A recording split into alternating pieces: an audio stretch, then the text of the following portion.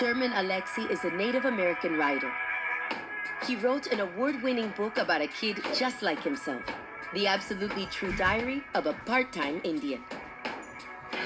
In the book, Sherman reflects on his own experience living on the Spokane Indian Reservation, where hope and opportunity were hard to come by.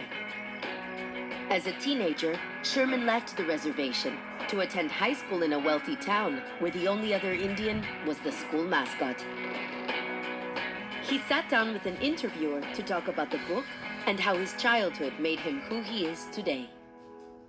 I had brain surgery at 6 months of age, which is fictionalized in my book. I had seizures, I had physical health problems, I had 42 teeth, I'm nearsighted in one eye, farsighted in the other. I was supposed to be severely mentally damaged, and I'm only moderately to minorly mentally damaged. And spent most of the first 7 years of my life fairly cooped up in a hospital bed.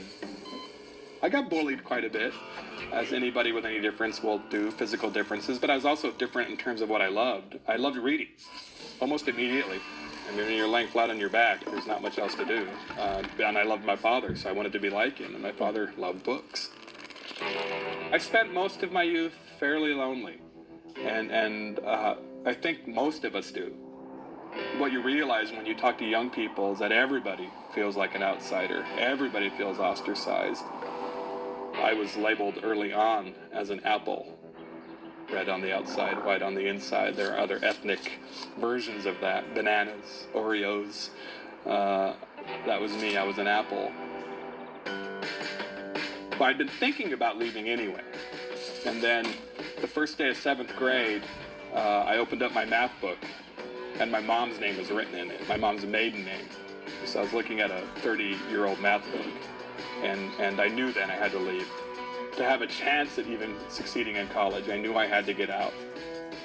I was terrified to leave the res, to leave my tribe, in a sense. My dad drove me to the first day of school, and we sat outside waiting, and he kept saying, you can change your mind, but and there was nothing I wanted more at that moment than to go back to the res.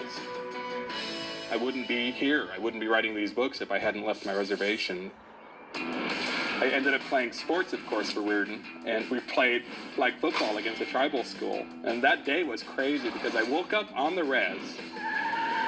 My dad drove me 22 miles to Reardon, where I got on the team bus and drove back to the res to play a flag football game against all my cousins and friends.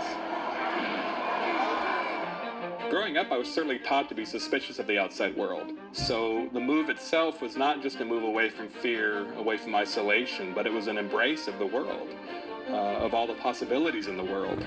And the fact is, because of that choice, I have ended up experiencing the world. I've traveled all over the place. I'm published in 22 countries.